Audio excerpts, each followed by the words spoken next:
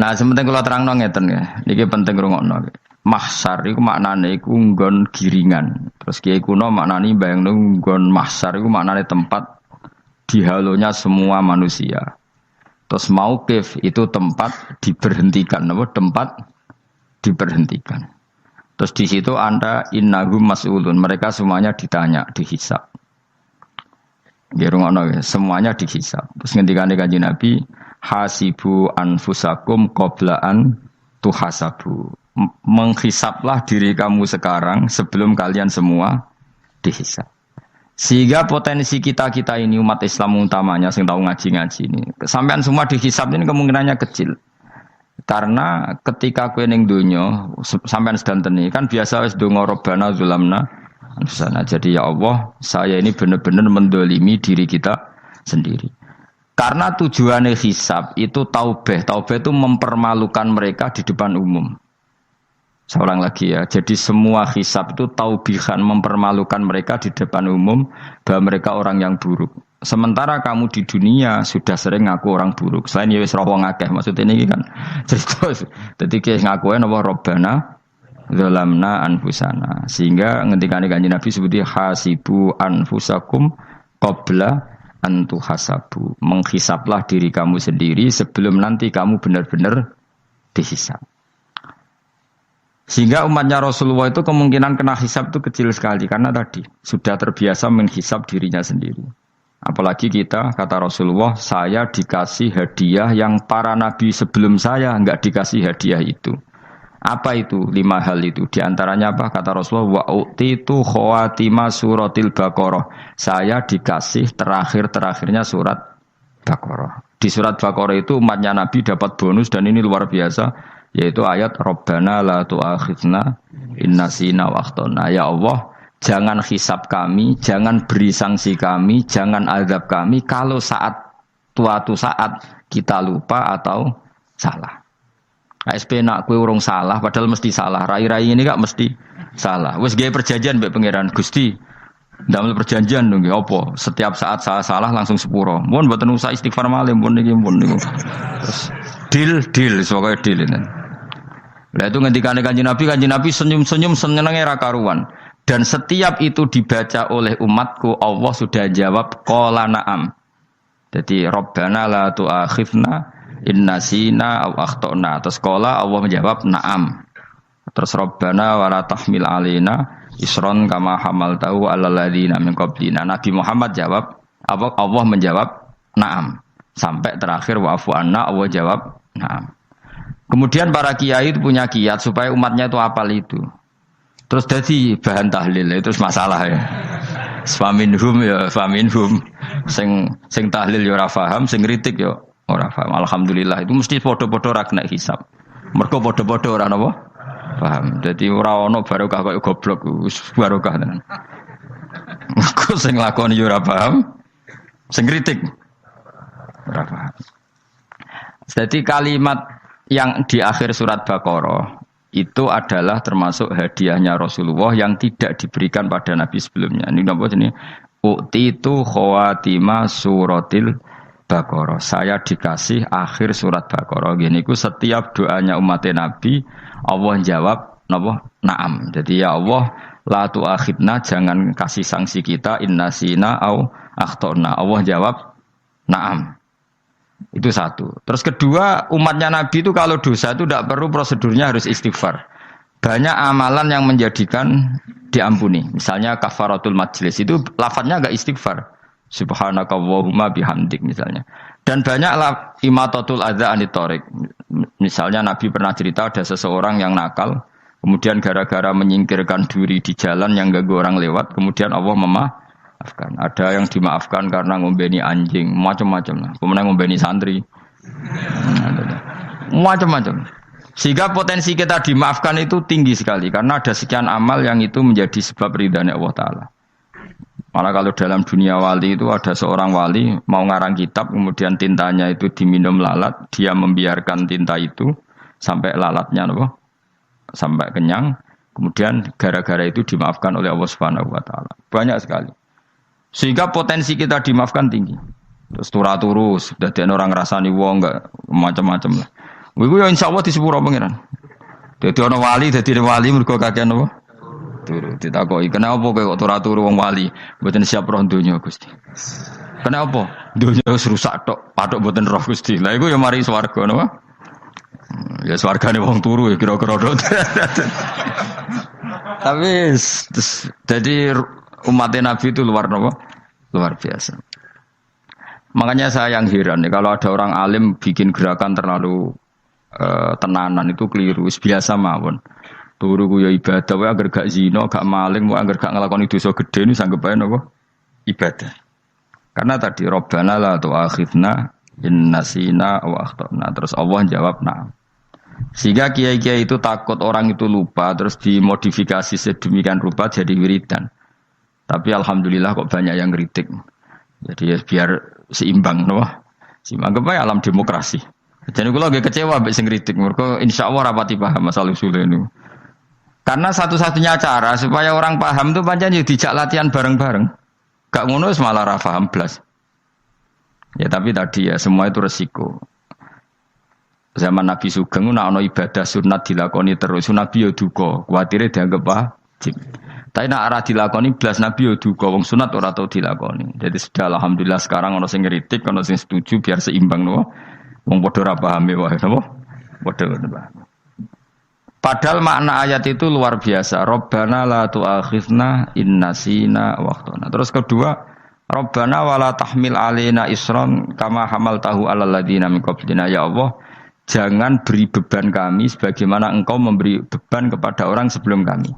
Dulu itu kalau ada orang yang salah, itu harus dibunuh oleh orang yang tidak salah. Liyaqtulal bari'u minkum al-mujrimah. Supaya yang tidak salah membunuh yang salah. Sehingga ketika umatnya Nabi Musa menyembah anak sapi, ijel itu, apa kata Allah? Fatubu ila bari'ikum faqtulu anfusakum. Kamu syaratnya tobat harus saling membunuh, yaitu orang yang terbebas dari dosa itu membunuh yang tidak dosa. Masyhur itu. Terus Allah mengirimkan mendung yang pekat, terus gelap. Ketika gelap itu yang al-bari yang enggak dosa mengeksekusi yang dosa. Sekarang kan enggak, paling tangkap KPK. Berarti penjara mulai suka, sisa korupsi jake. Jadi penak lah pokoknya zaman akhir itu penak. Pemenang saya KPK ini mulai disoal, jadi aman lah.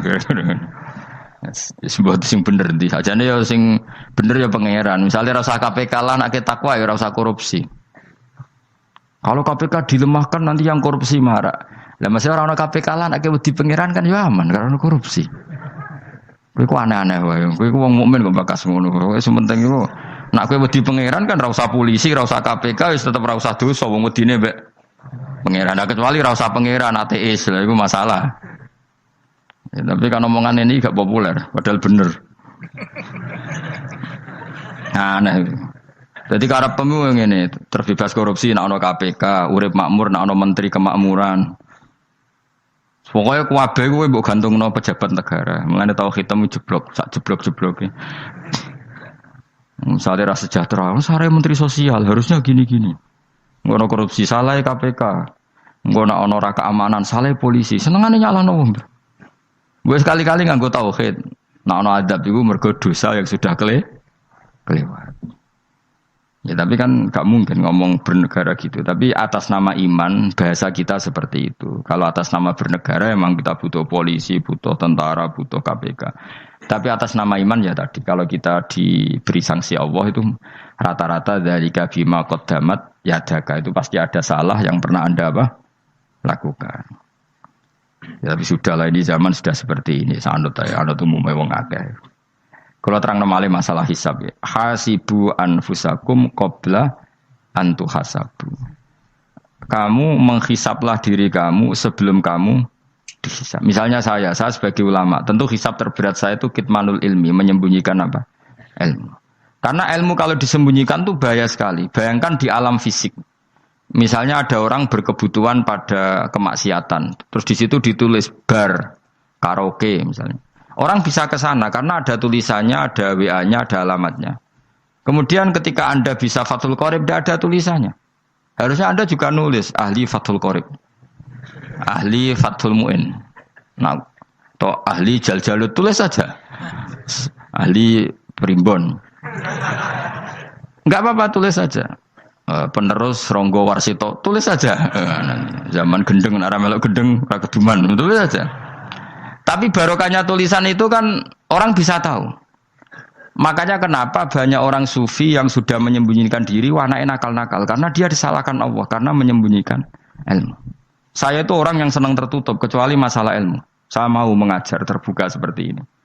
Karena tadi, awal dari dikenalinya kemakrufan adalah dimaklumatkan. Awal dari dikenalinya keburukan juga karena dimaklumatkan. Betapa celakanya kalau kemungkaran dimaklumatkan, sementara kebenaran tidak dimaklumatkan. Makanya Mbah Mun itu sampai berfatwa, Mbah Mun guru saya itu. Nah, ono masjid, ono menawarane Mbah Mun duka. Masjid kok ono menarane, wajib ono. Dulu saya iskal, kenapa menara jadi wajib? Tapi setelah saya tambah angan-angan, secara fikih jelas tidak wajib. Tapi coba bayangkan, misalnya ada bar, lampunya tinggi, orang dari jauh tahu itu bar, sehingga kalau mau maksiat misalnya ingin ke sana. Sekarang misalnya masjid gak ono menarane, ada orang ingin sholat, ono masjid tahu ora. Tapi baru kayak ada menaranya kan, tahu. Intinya semua kebaikan itu harus dimanarohkan. Makanya manaroh itu dari kata nur. Dimenarakan. Dari kata nur. Dari kata dicahayakan. Dimaklumatkan. Sehingga mulai dulu lama itu meskipun humul itu menyembunyikan diri. Tapi kalau masalah ilmu mereka membuka diri. Loh, coba kalau misalnya ngaji seperti saya ini. Saya tidak terang-terangan jadi orang alim. Sebetulnya nggak baik. Kalau kamu ujub, sombong. Aku orang alim itu tidak baik. Tapi kalau kita kan tidak karena ujub tadi, harus memaklumatkan. Coba berapa bapak-bapak yang tertolong nyari bidan ketika istrinya hamil. Gara-gara tulisan karena yang nolong itu. Bidan. Ya kan? Dokter gigi. Atau kalau enggak dokter, ya ahli gigi. Ahli gigi itu yang dipasang tanpa medis itu. Tidak kamu menjadi tahu karena apa coba? Tulisan. Tapi kenapa kebaikan tidak seperti itu? Harusnya sampean itu tulis saja, misalnya sampean enggak alim saja, maklar orang alim. Siap menyalurkan ke tempat-tempat orang alim. Coba TKI tenaga kerja itu. Mereka tahu Korea, Hongkong karena tulisan penyalur tenaga kerja. Tulis saja rumah kamu penyalur ke orang alim. Nanti antar kebeduan. Kalau ada orang tanya, maksudnya gimana? Kalau butuh orang alim tak antarkan. Oh ya sudah, itu kalau se-Indonesia, itu luar biasa. Jadi yang ngajinya dulu Fathul Qorib sampai bab sholat itu saja. Ahli Fathul Qorib sampai bab sholat. Tulis saja dalam kurung pemahaman pas-pasan. Enggak apa-apa. Lo coba dokter itu kan fair. Kalau ilmunya pas-pasan tulis dokter umum. Kalau dia merasa pinter dokter spesialis. Dan itu menjadi orang tahu. Tulis saya kan ke ahli saraf. Nah. Loh, buatan guyon itu betul. Makanya saya ini termasuk orang yang menyembunyikan diri. Tapi kalau bab ilmu enggak. Sehingga nyun saya tidak sombong, banyak gus-gus alim yang ngaji saya Jamul Jame, ngaji Mahali. Padahal itu kitab tersulit di pondok. Tapi gara-gara saya sering cerita, saya pernah ngaji Jamul Jame sama Mbah Mun. Saya pernah mentakriri kitab ini. Ini banyak yang ngaji saya. Kalau tanpa itu kan mereka tidak tahu. Ya sampean enggak apa-apa kalau menyaingi saya. Tulis saja di rumah kamu ahli Jamul Jame. Barang diparani ahli apa? Ahli jilid. Maksudnya kalau kitab kamu rusak bawa sini. Ya enggak apa-apa. Nah, sehingga syarat utama jadi nabi itu sebetulnya memaklumatkan din kiri. Ya saya ulang lagi. Pertama nabi jadi nabi syaratnya apa? Memaklumatkan diri. Sehingga pertama beliau jadi nabi naik gunung Sofa, kemudian ya maksara Quraisyin halummu ilayya, wahai orang Quraisy ke sini. Terus Nabi mulai manggil satu-satu, ya Bani Abdi Amanaf ke sini, ya Bani Fihir ke sini. Terus saya ini adalah An-Nadhirul Mubin. Saya sekarang diangkat jadi Nabi. Terus Abu Lahab marah-marah, tabban laka ya Muhammad alihada jama'tana. Muhammad kamu itu orang sial, kita enak-enakan tidur gara-gara kamu manggil kita datang. Ternyata hanya untuk urusan seperti ini. Makanya terus ada tabat yada abi labi watak. Tapi yang iman kemudian tanya, Muhammad kalau kamu setelah jadi Nabi, misinya apa? Saya diutus Allah untuk kamu menyembah Allah, tidak boleh menyekutukan Allah. Dan Allah memerintahkan kamu afaf. Afaf itu meninggalkan zina, meninggalkan maling, gini-gini. Coba kalau Nabi tidak memaklumatkan diri, jadi Nabi seklunak-klunus. Ketemu wong monggo nggih. Ada tembu dia nggih. Sing ngerti nak nabi ku sapa? Sehingga orang-orang yang humul, yang menyembunyikan diri itu di bab ulama masalah besar itu. Karena ciri utama dosa adalah kitmanul ilm. Makanya Nabi sidik, amanat, tablek, fatona. Tablek itu lawan katanya apa? Kitman. Makanya saya ngaji di mana-mana. Saya di Jakarta ngaji, di sini ngaji, di Pasuruan ngaji. Harus dimaklumatkan ilmu. Dan kalau ada orang tanya, ya tak jawab. Saya tuh kitab yang paling aneh di pesantren. Misalnya yang mulai aneh lah. Gak Jamul Jamek. Saya sampai sekarang masih ngajar Jamul Jamek. Kitab yang aneh. Macane lagi roh judulnya pusing. Jamul Jamek. Kumpulannya pira-pira kumpulan. Jadi ilmu apa ayo ono ning kono. Sing gak ono ilmu dukun, mboten enten. Ilmu carane bodoni ora ono. Ning kono mau carane mlebu swarga tok. Lane potensi kula mlebu swarga itu tinggi sekali. Cara sing model piye duwe. Dadi mun. Dadi cara sing model piye duwe. Jadi cukup banyak napa? Cara. Sampe nek ndek cara sitok ora mesti kula nu gak ada cara kathah. Dadi nek dari cara iki mentok, ganti cara iki mentok. Ya terakhir paling gampang ku cara nganggo fadhole pangeran. Iku kena mbok tiru. Pokoke mbok swarga nganggo fadhole pangeran. Masalah utama kita sebetulnya itu. Makanya saya tidak pati cocok sama orang sufi itu. Kebenaran itu harus dimaklumatkan. Sementara orang sufi itu ingin menyembunyikan diri. Itu kalau untuk yang alim itu tidak bagus. Wong kita saja tahu itu dokter atau bidan karena tulisan. Ini bidan, ini dokter. Dan mereka jujur, dokter umum, dokter spesialis. Loh, coba misalnya di kota, kamu tulis saja penyalur kebaikan. Orang yang ingin mondok, pondok pilihannya ada, Sarang ada, Peloso, Lirboyo. Kalau saya ke sana gimana? Saya kenal Gusnya, tak anter. Wan keren, sudah ada penyalur. Kalau orang bisa tersalurkan ke Korea, ke Korut, ke Jepang karena tulisan, kenapa tidak banyak orang tersalur kebaikan karena tulisan? Gue orang mau kelunak orang jelas. Meskipun nanti ditawari orang, mesti dulu sih ahli takrib, mesti wong guyu, ahli fathul qorib. Sampai bab sholat. Tulis saja jujur. Maaf tapi hanya sampai bab sholat. Tulis saja. Ada maafnya barang. Maaf. Tapi sampai bab sholat. Tidak apa-apa. Paling untuk wong sowan. Larian modok jenengan 2 tahun. Tapi ini modoknya mau 3 bulan. Mulai ngaji ini untuk bab sholat. Tidak apa-apa. Itu dulu memang begitu. Rasulullah zaman Sugeng itu kalau ngajari santrinya itu balighu anni walau ayah. Maklumatkan ke kampung kamu meskipun 1 ayat. Banyak sahabat kalau ditanya ya tidak bisa karena ngajinya tidak hatam. Tapi ya terus gak apa-apa, kok tak soal Abu Bakar, tak soal Umar. Ditanyakan yang lebih pintar. Saking tidak pahamnya sahabat itu lucu. Ketika ada ayat waqulu wasrabu hatta yatabayyana lakumul khaytul abyadu minal khaytil aswad. Itu kalau mau tidur ya benar-benar bawa benang putih sama benang hitam ditulis dipasang di pintunya. Jadi kalau makan diinceng lagi kok masih belum kelihatan, wah masih boleh makan. Terus begitu. Kalau sudah mulai syuruk, mulai padang, wah berarti sudah imsak. Jadi karena makanlah dan minumlah sampai benang hitam terbedakan dari benang putih. Artinya kalau malam kan, dulu kan nggak ada listrik, nggak ada lampu. Berarti kalau benar-benar masih malam nggak terlihat, berarti masih boleh makan. Nanti terus dilihat gitu. Terus, ya sudah wakafnya di situ. Hatta yatabayyana lakumul khaytul abyadu minal khaytil aswad. Wakaf dulu. Terus akhirnya Kanjeng Nabi itu piye kok umatku dadi masangi benang.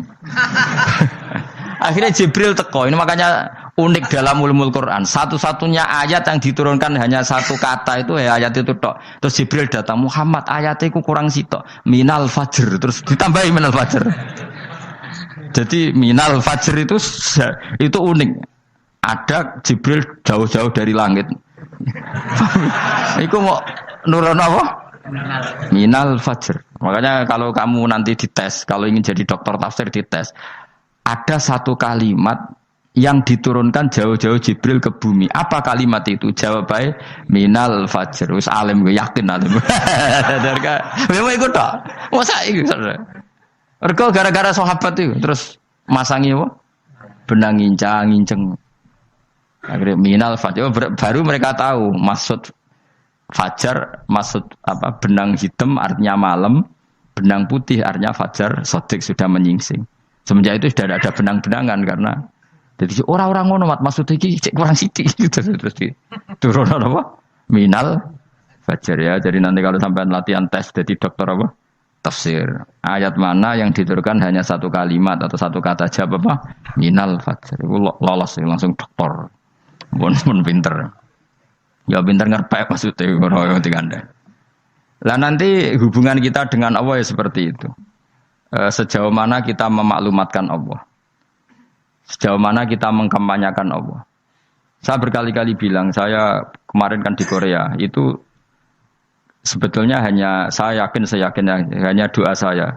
Saya sering berdoa, ya Allah, Engkau dipuji di langit dan di bumi. Lalu kalau di bumi ateis, itu caranya kayak apa? Dulu saya itu terobati karena Uni Soviet setelah persemakmuran banyak menjadi negara Islam. Berarti itu bukti bahwa Allah pun dipuji di bumi Uni Soviet. Lalu yang kayak Korea kayak apa? Ternyata betul Koreanya tetap ateis, tapi gara-gara diserbu wong Indonesia. 49.000 wong Indonesia ning Korea Selatan. Iku mbok gawe sing salat separuh, iku cek piro? 24, kira-kira ya selawe digawe 20.000. Wis 20.000 salat kabeh, tahlilan kabeh surwame. Lah kok sing ngritik tahlil muni sunah Rasul tok surwame. Ora rame lah walhasil. Kita tahlilan wah itu enggak ada hadisnya. Enggak apa-apa sing penting muni hadis sing sitok tahlil muni hadis ya ibadah, tahlil ya ibadah. Mbok lah soal kok bener ding totalan guri sementing rame. Maksudnya sementing rame ngomong visi Islam. Kita Islam tahlil sitok Islam sunnah Rasul enggak masalah. Wong ape yakin bener saiki ya ora ono klarifikasi. Tapi sementing kan kabeh ngomong tentang Islam. Artinya gini, Allah punya cara untuk supaya bumi Korea itu ada yang bertasbih bersujud. Mil'us samawati wa mil'ul. Allah tidak kurang cara. Golek wong kedonyan ditawarik ke sana demi uang.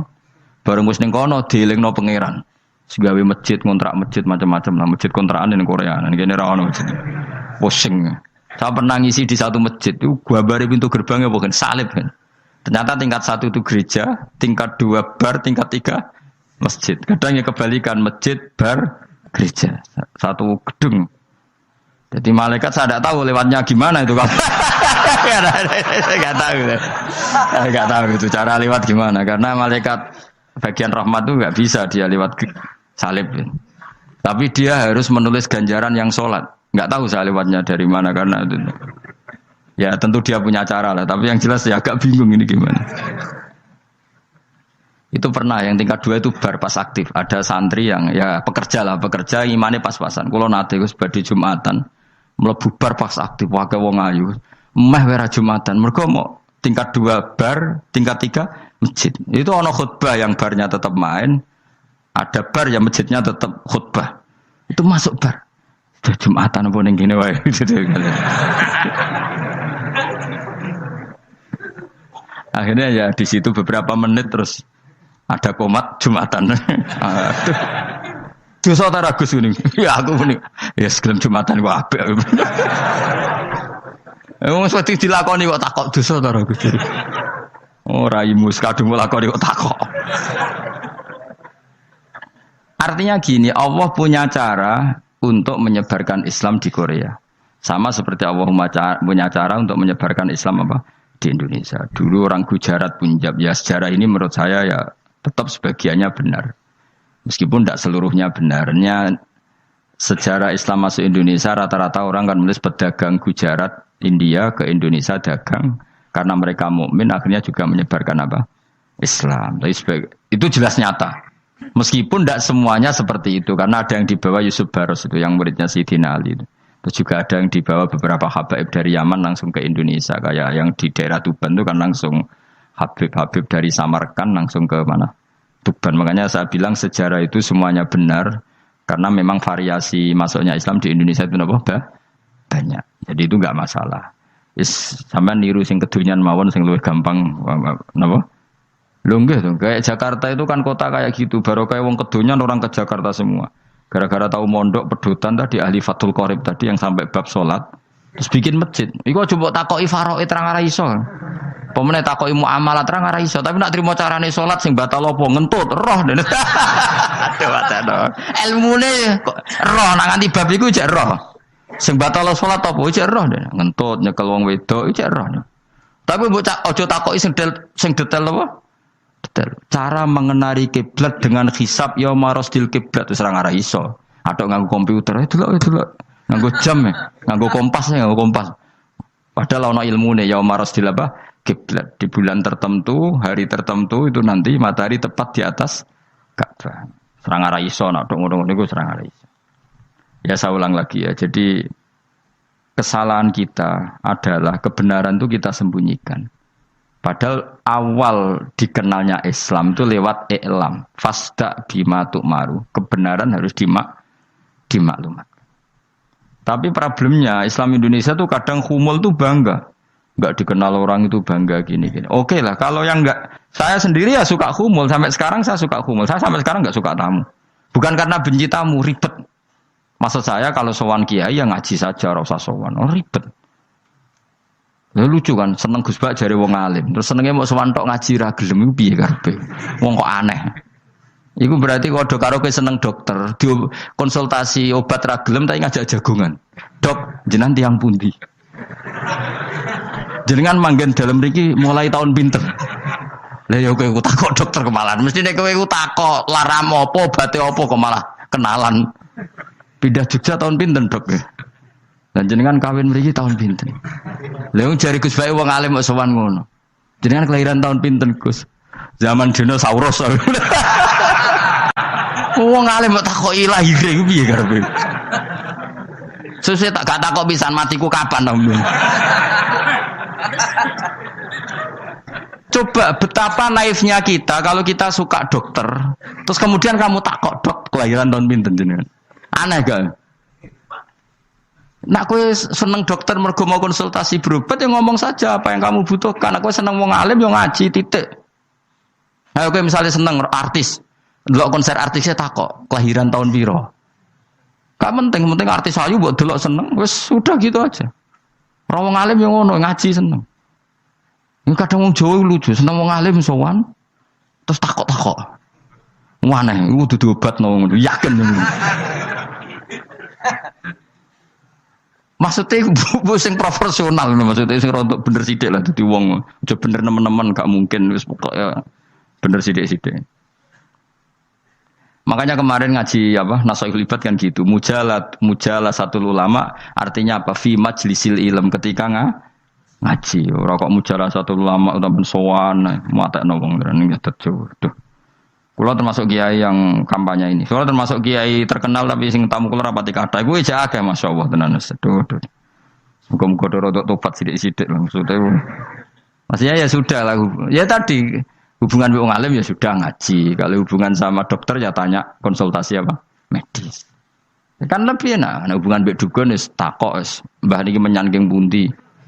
Kok jenengan dermemel nglafadzno apa sing kalimate sing jelas kena apa nak dermemel mandi nak jelas kok ora mandi ku piye takono aku ya guruan mbek dukun wong kalimate ra jelas kok mandi nak jelas gak mandi kok nak jelas kita bodoh ini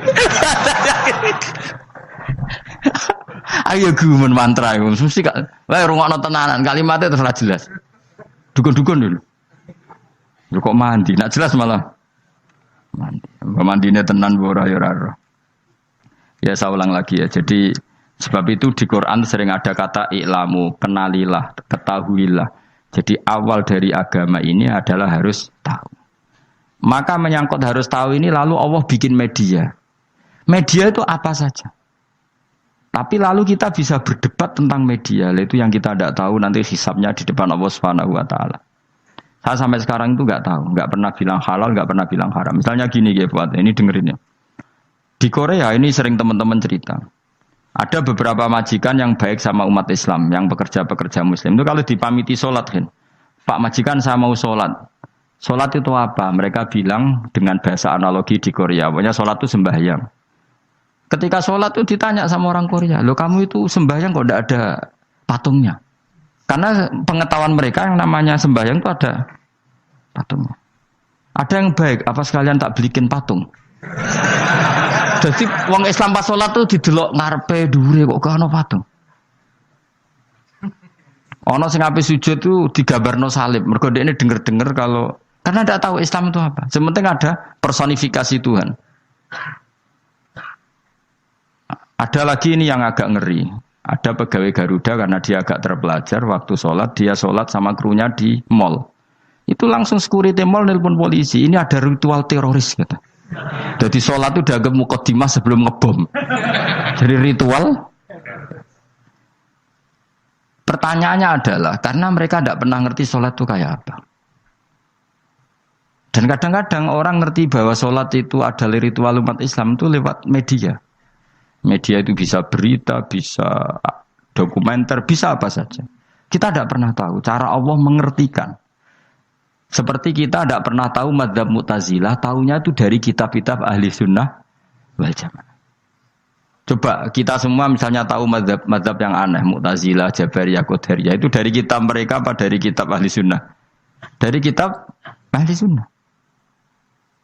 Maka bisa saja informasi keburukan itu dari orang baik dan informasi kebaikan dari orang buruk. Kita tidak pernah tahu.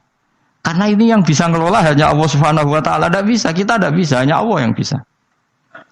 Maka perdebatan Ahmad bin Hanbal dengan Haris Al-Muhasibi itu seperti itu. Misalnya gini, tak kiri contoh. Haris Al-Muhasibi itu orang alim allamah, dia ahli sunnah mandat, pokoknya ahli sunnah sekali. Dia mau ngarang kitab tentang dia menentang Mu'tazilah, menentang Qadariyah, menentang Syiah. Terus setelah mau ngarang kitab, ditanya sama Imam Ahmad, ya Haris, kalau kamu ngeritik Mu'tazilah, awalnya gimana caranya kalau ngarang kitab? Ya saya cerita pendapat mereka dulu, lalu saya saya tentang. Imam Ahmad guyu-guyu.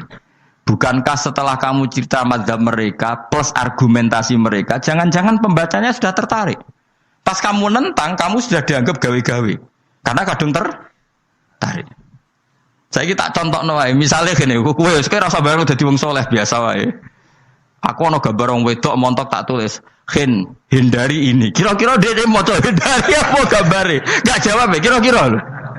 Sing mbok nikmati kata hindari apa? Sing mbok eling-eling kalimat hindari apa gambare? Kira-kira. Padahal tulisannya apa? Hindari bahaya ini. Bahaya nanti terus didelok. Terus sing dieling-eling ora hindarine tapi sama. Pendapat Mu'tazilah itu ada yang menarik. Misalnya gini, menurut Mu'tazilah, seseorang masuk neraka ya karena amalnya, masuk surga ya karena amalnya. Apa artinya kalau masuk surga karena fadl Allah? Lalu gunanya amal apa? Mungkin pembaca kan tuh, wah ini proporsional ini. Gak ada ahli sunnah, jadi bus warga mereka fadole pangeran. Kok enak? Lalu gunanya amal apa? Padahal dia tahu pendapat Mu'tazilah itu dari kitab itu, kitabnya orang ahli sunnah. Gak pernah tahu kita. Ya saya ulang lagi. Itu kan ibarat kayak KUHP. Kamu baca KUHP draft, terus kamu cocok. Kamu mesti nyalahkan yang demo. Atau baca buku selebaran orang demo. Kan terserah kamu. Kamu kan punya akal, kan tetap milih. Tetap milih.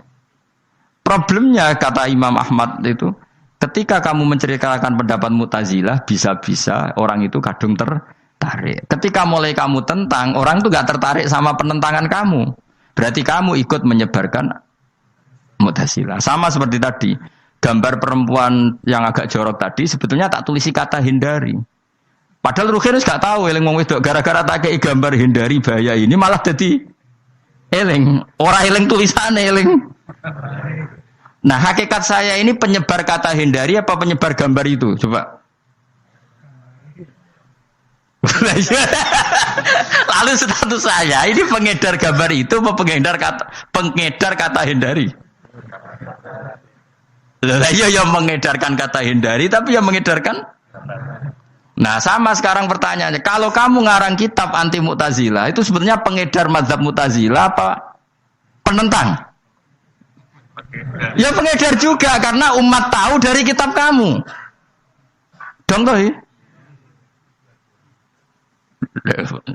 Lah ya mulane ku dadi perdebatan, mergo kaya iya kaya ora.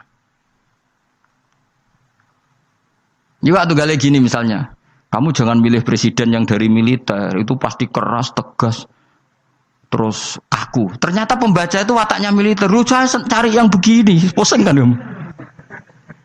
Agak suka presiden sipil, nggak tegas. Padahal kamu nulis itu untuk menggiring orang milih presiden. Jangan milih yang militer, pasti tegas, nggak demokratis, nggak nerima pendapat. Ternyata pembacanya suka saya punya pemimpin yang tegas. Habis kamu kan? Yang tahu hati orang itu siapa? Makanya ketika kitab Ahli Sunnah dipenuhi dengan cerita-cerita madzhab Mu'tazilah, itu sebetulnya kamu itu pengedar apa penentang? Itu pertanyaan Ahmad bin. Akhirnya Imam Haris Al-Muhasibi bilang gini, enggak maksud jenengan itu ngelarang apa dukung. Pokoknya mangkel. Dari Imam Manjo aku pokoknya ngomong ngono ae pokoknya. Terus akhirnya Imam yes, nang ngoten ketoke arahe jenengan mboten sedo ngarang. Makanya Haris Al-Muhasibi enggak mengarang kitab itu. Dia sebenarnya pernah rencana Kitabul Firaq fil Islam. Dia mau ngarang kitab kelompok-kelompok dalam Islam. Ya coba mau apa coba? Misalnya kamu bela tahlil, nasibnya juga seperti itu. Hujahnya tahlil, ini gini. Terus hujahnya penentang tahlil. Yang bisa mengendalikan pikiran pembaca siapa? Ternyata dia tertarik sama pikiran penentang. Lucunya yang menceritakan kamu, pengagum tahlil. Kan tidak pernah tahu. Mana nak dari ceritanya Mbah Mun lucu. Mbah Mun itu mondok Lirboyo. Itu di Bandar Kidul akeh wong ayu. Itu dulu mbah-mbahnya Mbah Mun itu ada yang suka orang sana sampai nikah orang sana juga pulang ke sarang. Itu di antara mbah-mbahnya Mbah Mun. Suka perempuan sana terus nikah sana enggak pernah pulang ke sarang. Lah Mbah Mun itu lahir dari adiknya, pokoknya dari keluarga dari saudara yang enggak pernah pulang dari Bandar. Diwasiati mun nak mondok ojo geman dolan ning Bandar Kidul. Gak akeh wong ayu. Akhirnya malah penasaran. Justru kalimat itu yang menjadikan maksudnya aku ajune nganti sepiro kok nganti mbahku katut kan malah akhirnya penasaran. Lalu kata Mbah Mun tak angen-angen bener Imam Ahmad bin Hambal. Maksudnya itu kalimat itu pancen ribet. Kalimat itu ribet pancen. Coba milih mana coba? Jong ojo geman moro pasar opo lah nang daerah kono. Ono opo? Bahaya kan? Gara-gara kamu melafatkan itu malah orang penasaran. Di sana ada bareng delok ning kono ya nak terus mulai nak ora. Nah, makanya pertanyaannya, pengarang buku juga kena hisab karena sebetulnya apa yang dia tentang orang lain menjadi tahu karena ceritanya dia.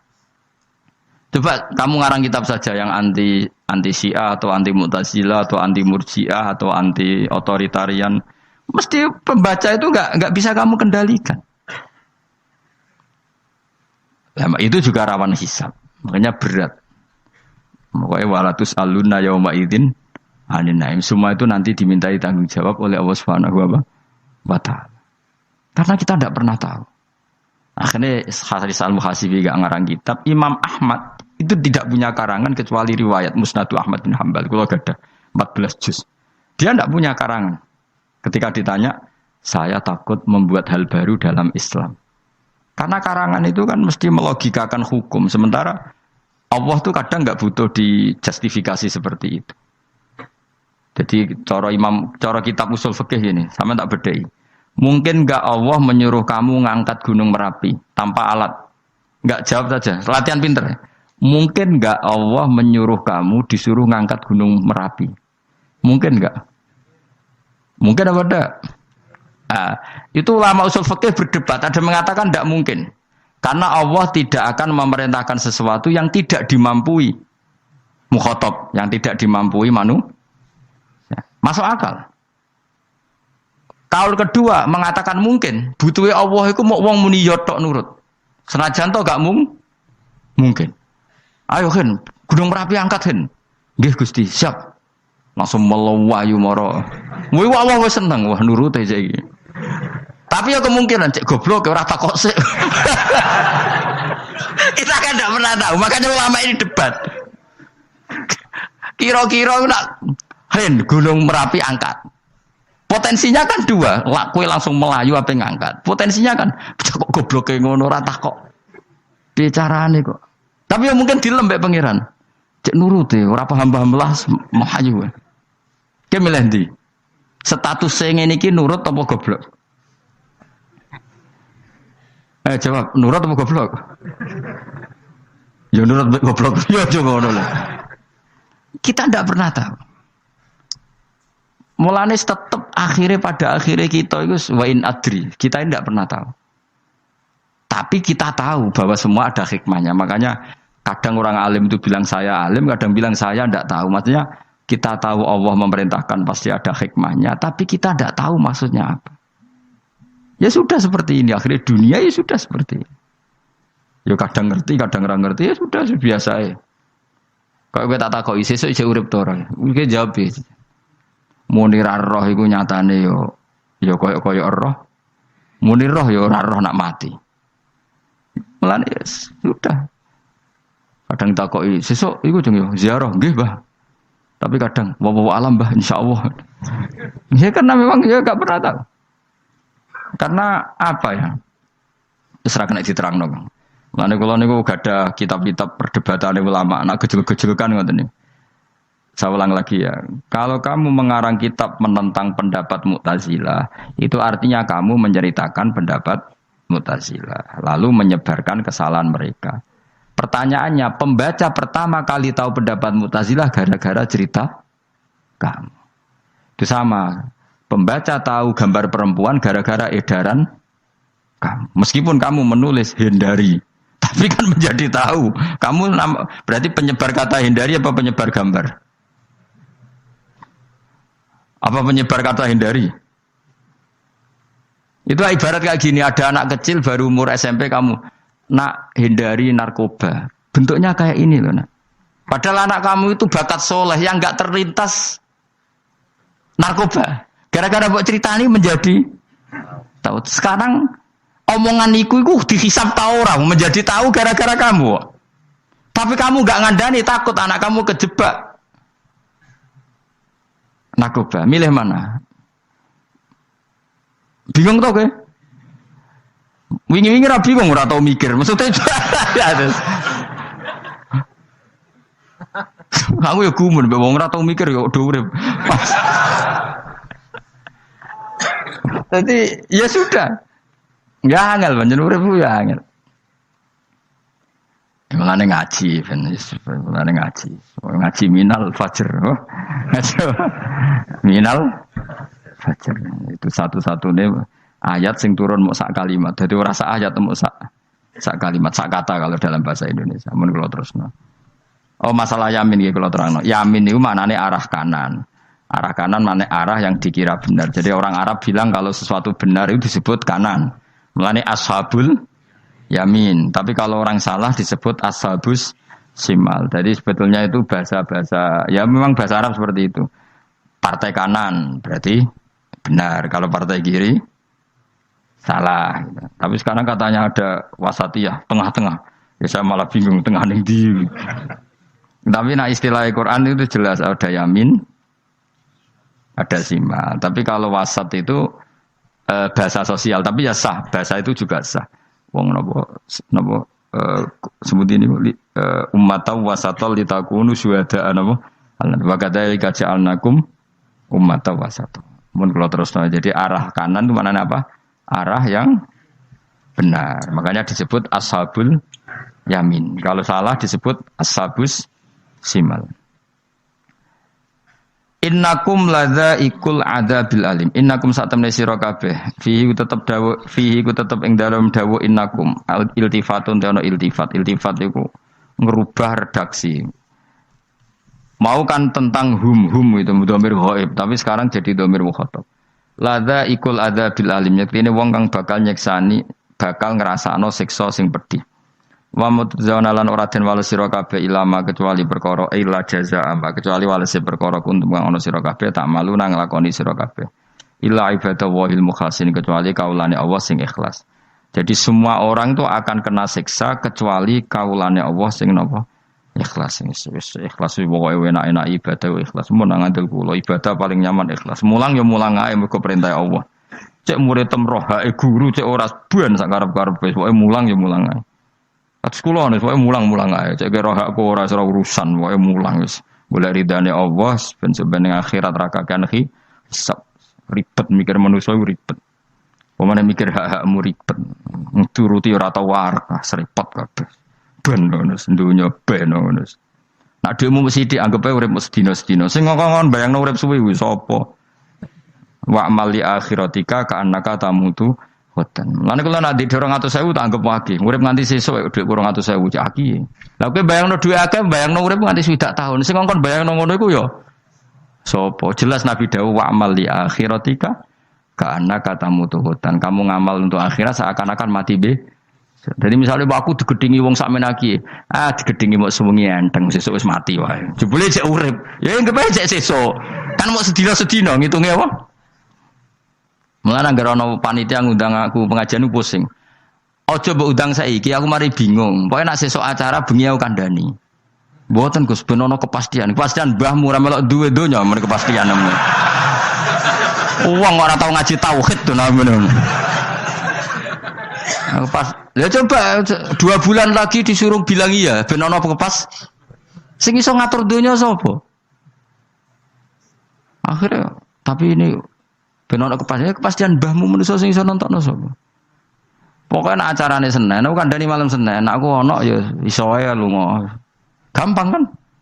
Tapi kan jantungan. Akhirnya golek kiai serep. Alhamdulillah ras itu.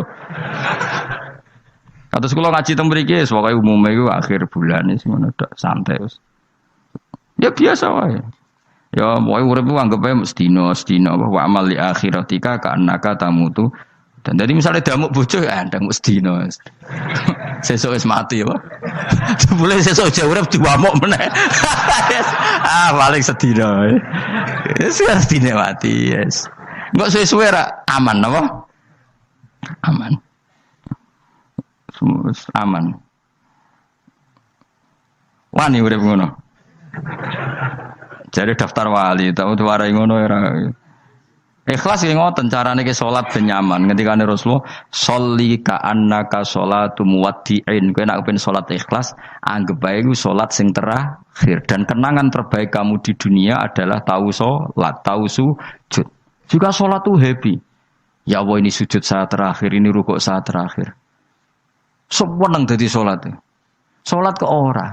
Sewante engko salat meneh. Sewante akhirnya awur-awuran. Lan kira dadi wali-wali aku. Krasa Kang, nek dadi wali ku ana ambune. Kita ora ana ambune semboyo. Maksudnya ora usah wali-wali papan atas, sing ringan-ringan ae, sementing bener. Jadi syarat wali wa amal li akhiratika ka annaka tamutu dan beramallah untuk akhirat kamu seakan-akan kamu mati. Bisa. Jadi misalnya diutang, tapi sahur jangan utang sahur ngawur sembrono. Contohnya aja utang, ojo nak utang bahaya. Enak kan? Jadi kayak di masalah berat ya enteng. Wong urip mau napa? Sedina. Apa meneh nak kowe luwih wali meneh, ora nganti sesuk malah. Setiap saat aku iso mati. Berarti nak di masalah kan lep sediluk. Cuma masalah kowe permanen, bar mati tambah neraka. Lha kok aja sampe. Malah selawase lawas. Mulane masalah ning donya tok, ora usah sampe tok akhirat. Ojo. Aku kan repot ngajajai kowe. Seakan-akan mati besok. Pertanyaannya apa setelah mati gak ada masalah? Ternyata tambah banyak masalah. Sebenarnya sementing ikhlas semua. Wa illa ibadah wahil mukhlasin. Jadi kalian semua pasti merasakan siksa dan akan dibalas kecuali mereka sing ikhlas. Mesti ikhlas itu aman. Ila ibadah wa'il mukhlasin kecuali kawulane Allah sing napa Sawma ja'alna minal mukhlisin ya mungkin kula jenengan sedanten termasuk tiyang sing napa ikhlas. Pokoke dilatih, nek ora dilatih dipaksa, pokoke luwateh paksa. Nggih Gus pokoke paksa. Paksa supaya sampean ikhlas. Ya wae misale kowe ngandalo pejabat ya mati. Nak mati ora kuat, sing kuat namung Allah Subhanahu wa ta'ala. Jadi sehingga terlatih. Nah, bagaimana mungkin saya bisa hidup tanpa komunitas nasional, Ya kamu yakini aja komunitas itu bisa saja mati atau benci kamu atau perubahan sistem. Ya kalau dhisik misalnya wong duwe wartel iku koyo sugih toko wartel. Bareng ono HP gitu tuntas. Dulu misalnya wong duwe telepon rumah itu koyo sugih ono HP ya tuntas. Jadi perubahan-perubahan ini menjadikan kita tidak percaya terhadap dunia ini. Mesti ora iktimat, ora tetanggenan mbek dunia ini. Yang enggak pernah berubah hanya Allah Subhanahu wa taala. Misalnya ngono, kowe sayang anak, iso wae anakmu sampean gedeng kowe aja katut bojo. Kowe sayang tangga iso wae gedeng kowe. Utawa ana perubahan sistem sing dadekno kowe ra urip ning kono, misale kowe ndonga muga-muga disenengi wong bidukan, jebule kowe ditakdir urip di daerah lah. Enggak pernah tahu. Sing mesti abadi namung Allah Subhanahu wa taala. Semulane illa ibadah wahil mukhlasin. Kecuali kaula-kaulane Allah sing mengikhlaskan amal hanya krana Allah Subhanahu wa taala. Ail mukminina tegese pira-pira mukmin. Utai dawe ki istisna mungkotion kang terputus. Dzikra jazaohum. Utawa ngene, dzikru jazaihim utawi nutur piwalese para al-mukhlisin fi qouli ta'ala ulaika lahum rizqum ma'lum. Ulaika te mungkon-mungkon sing ikhlas lahum tetep kedhe ulaika fil jannah rizqun utawi rezeki maklumun kang wis ditentokno bukrotan ing lembut besok wa asyan waktu sore. Rupane rezeki apa fawakihu